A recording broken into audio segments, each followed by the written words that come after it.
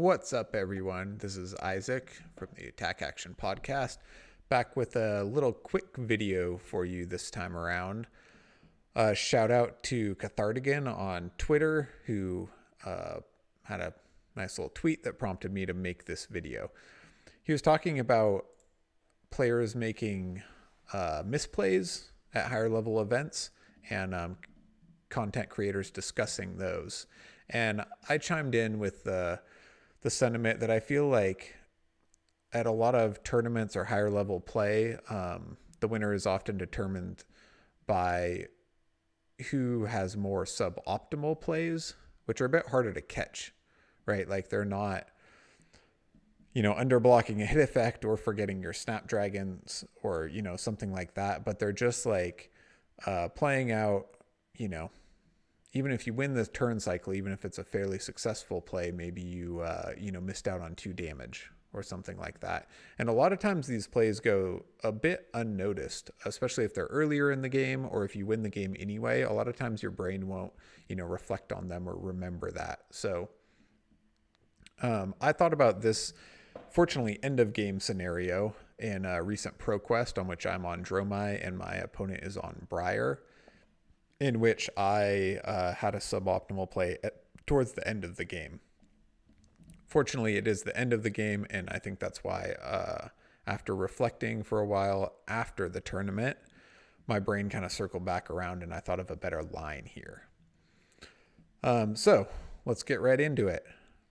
It's my opponent's turn. They've gone down to 2 to keep their cards and attack me.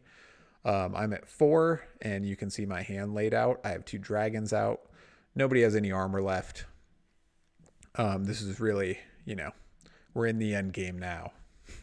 So my opponent plays out Captain's Call, chooses +2, and has a Rune Chant on deck, then plays Exude Confidence. Before we look at my hand, let's just think about what my opponent can do here. Because first I'm going to run through all the lines that they're capable of and then decide how I need to react. So the first line is 1 Rune Chant, Exude for 6, and then my opponent could pitch a blue to attack react me here. So if I underblock the Exude, planning on blocking later, they could surprise me and pump it by 2 because of Exude's ability. So that's kind of the first line. If they do have a blue in hand, I think the best play here is Rune Chant, Exude for 6, pop Snapdragons, pitch to Grasp of the Arknight, and then swing Rosetta Thorn into Chromai, threatening me with another 3 Arcane and killing Chromai. And this turns out to be, pretty much the line they take. The good thing about Chromai is that it has Go Again all on its own. So even if my opponent was able to strip my entire hand, I could attack with Chromai and then Asvali, again, stripping at least 2 cards from them on the next turn, leaving Briar with a 2-card hand and likely unable to kill me. So I think attacking Chromai with Rosetta and the split damage is the correct call here. If they have a red in hand, they could attack me with a free attack. I don't know why they would do that. Most likely they will pitch to Rosetta doing the same thing, but lacking the second Rune Chant of the turn. So now I have to look at my hand. Unfortunately, I have a Sink Below in hand that is offline as I am unable to turn off Exude's ability. I don't have like a blue Ember Moss Centipede or something to help me play out the Sink. So that's pretty unfortunate. I actually don't remember if I had a red Sweeping Blow or what that card was. I just remember it was low priority, blocked for 3. I do have the blue. It can mitigate arcane damage across the turn. And I do have the Scar for a Scar. So what I really want to do here is go to 1 life and play the Scar for a Scar into the Asvali. They will have to, they have no arcane barrier, so they'll take the 1 from Asvali. So then they will have to block 4 and then 2 between my 2 attacks, and that will likely strip 3 cards from their hand. So this is my goal, depending on what they do.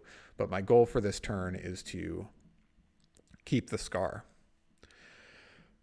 So what I end up doing, short-sightedly, unfortunately, is I pitch the sink to block the rune chant. It gets some value. It makes an ash in case the game goes longer. And I draw, a free dragon, or I have to play something out. It really opens up my options and, make some use of the sink, right? Like, even if I keep the sink for the Rosetta down the line, the damage would add up too much, and I would have to pitch one of them to block some arcane and then block the physical of Rosetta as well. So I pitch the sink, block the rune chant, and then I block for 6 with my blue dust up and sweeping blow.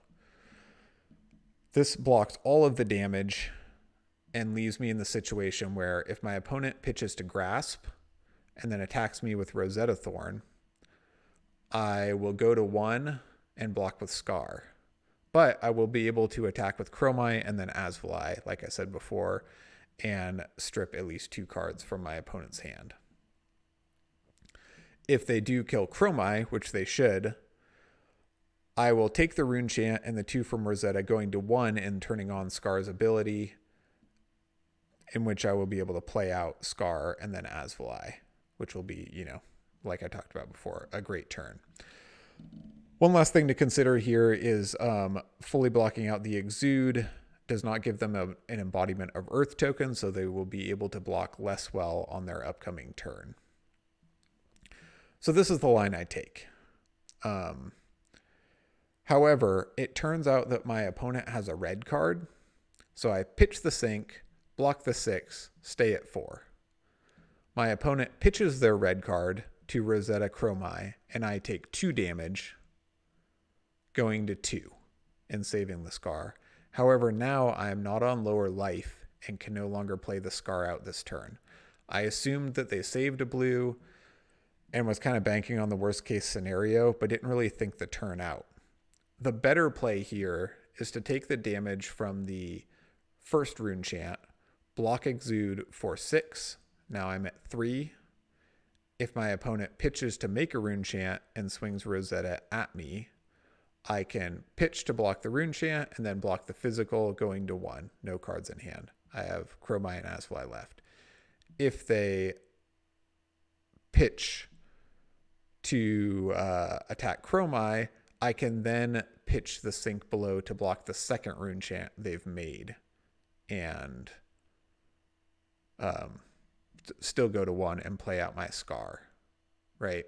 So that would be the better play here, and that's really hedging my bets, and I just didn't think it through well enough. This was a Swiss round. We're still on the clock, not close to time, but I just didn't slow down and think it through well enough.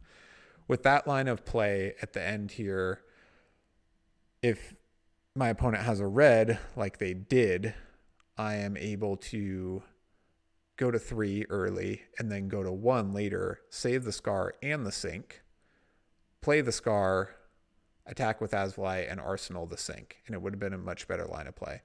Fortunately, I am still able to attack with Asvali, leave my opponent with a 3-card hand, block out, have the Scar and arsenal.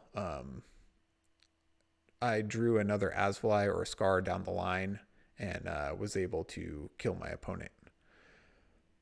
But anyway, just thinking back through it, this mistake very well could have cost me the game and was not like a blatant error on my part, or at least at face value, it didn't feel like it. But after the fact was a huge misplay, right? Like, guaranteeing the attack with Scar and then Asvali the next turn is astoundingly more powerful than just arsenaling Scar for a Scar. And this play almost lost me the game.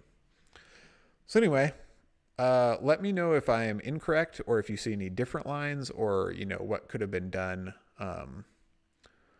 by me or my opponent. The last card they have in hand is actually a second Exude Confidence, which they pitched to Rosetta.